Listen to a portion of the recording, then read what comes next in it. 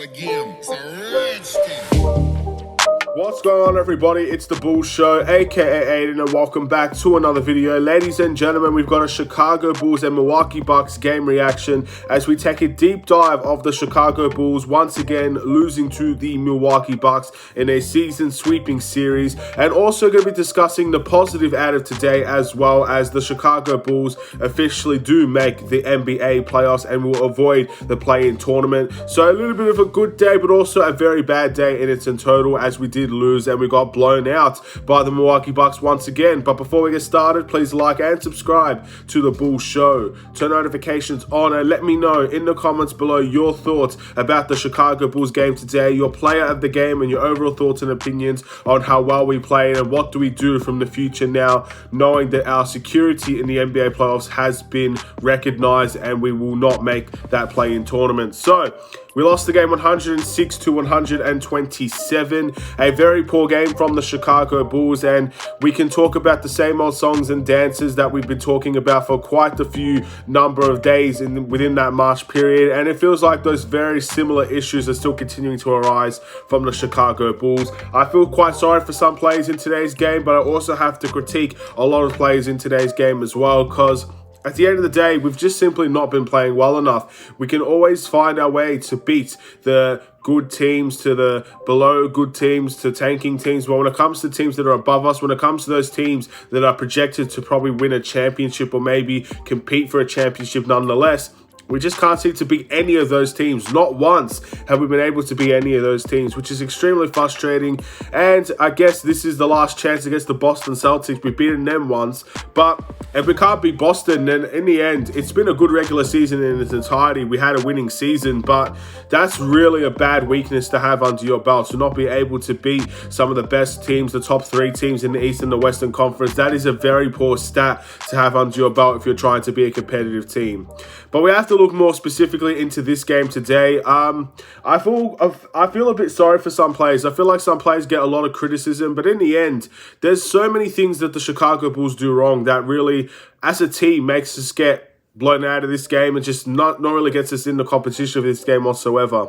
I want to really talk about Coby White a little bit. Now, at the end of the day, when it comes to Coby White, this is definitely not a game where you can critique him. It's also a game where I thought he played fairly well.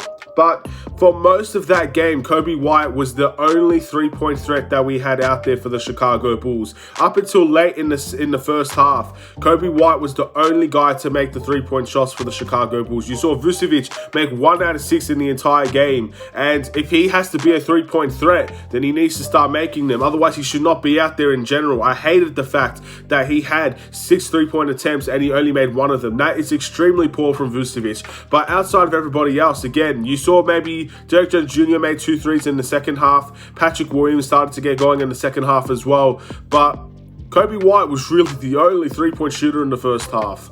And that goes to what our weakness is. Our three-point shooting, we can talk about the percentages. We take the least amount of threes in the NBA, whatever the case may be, but we're not a threat from the three-point line, which makes us much easier to defend. I think this whole transition play and this whole, I guess, run out and get a stop, it works, but we don't do it enough. And the first quarter was the big thing here. We actually outran the Milwaukee Bucks in the first quarter. We got the ball, we got some stops, and we outran them. And they had a big lineup out there. They had Giannis, they had Brook Lopez, and when they switched, they had Bobby Portis in there as well. That's a big lineup for Milwaukee to have. So our small ball lineup can outrun them any day of the week. But we didn't see it. We only saw it in the first quarter, and then they did a fantastic job in shutting that down. And at the end of the day, we never went back to it again. So we allowed this small ball lineup that we like to play to be a big lineup with small players in the lineup, and that's a natural disaster waiting to happen. The Milwaukee Bucks did a fantastic job in, again, trying to go for mismatches. For an example, you could see Brook Lopez and Nikola Vucevic. Those were the two centers comparing today. Vucevic was awful today. Let's not even mention his offensive game. But when Vucevic was out of the lineup and we put Derek Jones Jr. in as the small ball center for the Chicago Chicago Bulls, guess what they did? They went straight to the post, ladies and gentlemen. They went straight to find the big body in the paint to try and get some layups. They always took advantage of Chris Middleton over guys like Alex Caruso and Ayo Dosunmu because he is the taller guy and he could definitely outshoot them. They didn't need Giannis to drop 35, 40 points in this game because he did things in other areas that made him effective as well, and that's what MVP caliber players do. So the Chicago Bulls definitely did not have a strong game on the defensive end, and it was really upsetting to see that it's the same things. You could replicate this game from the Miami Heat game because there was the exact same game in my eyes. What I was watching, what I was feeling, what I was seeing was just the exact same game. The Chicago Bulls not making adjustments correctly, not taking care of mismatches, allowing mismatches on the other end, and stuff like that. And we rely on DeMar DeRozan to try and bail us out of all these circumstances, to try and pull a rabbit out of the hat, try to get some sort of magical comeback for the Chicago Bulls.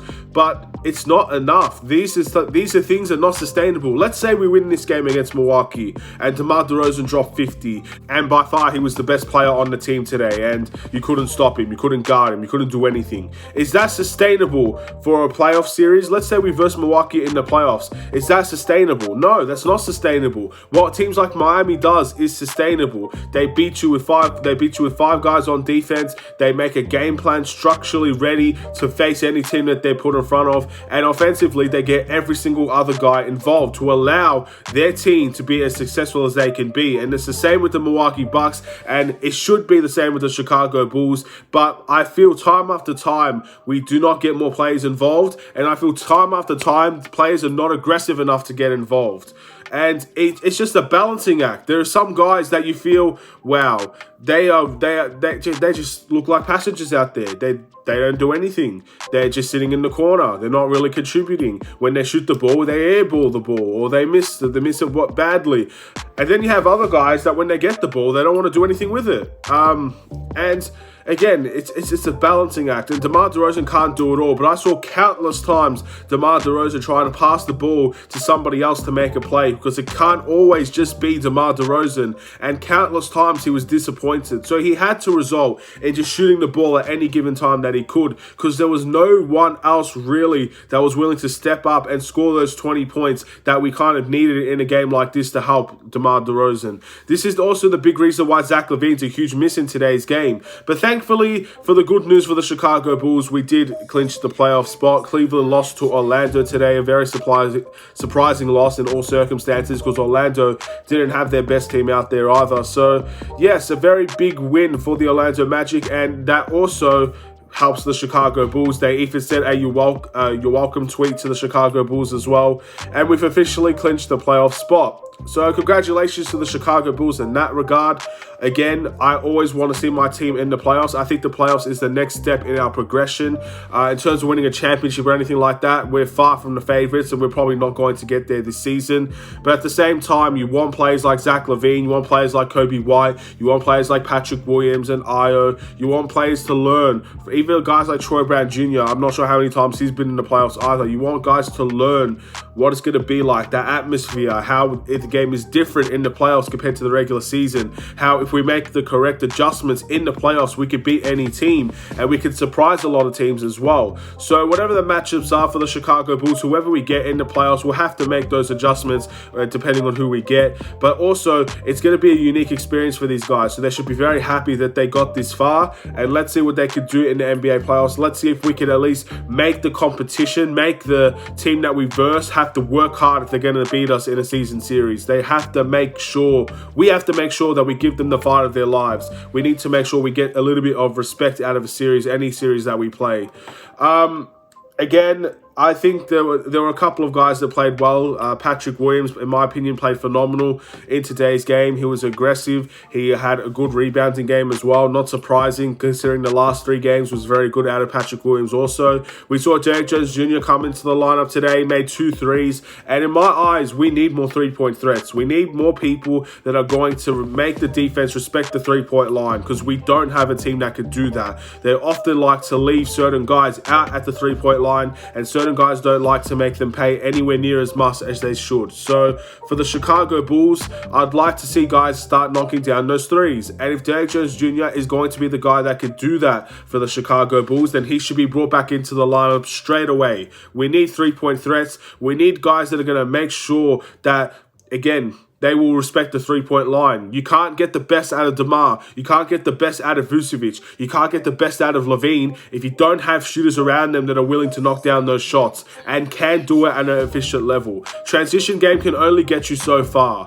And that was our whole goal going into this NBA season. We want to get steals, get deflections, run out in transition, get easy opportunities. You got a specialist Alonzo that could just throw those full court passes at a perfect rate and stuff like that. That's what we were relying on, but that's not sustainable. We need three-point shooters. We need to respect that other teams have great three-point shooters, and in order for us to stop the three-point line, maybe we need three-point shooters out there so we can learn how to stop those threes, stuff like that. Again, it's a balancing act. It always will be in terms of the NBA, but I feel like if they're going to be guys that are shooting a three and making a three, they have to be in the team. It's as simple as that. We need three-point threats out there, and if we don't get those three-point threats, then we're not going to win many games. It's as simple as that. The game is a three-point contest now at the end of the day.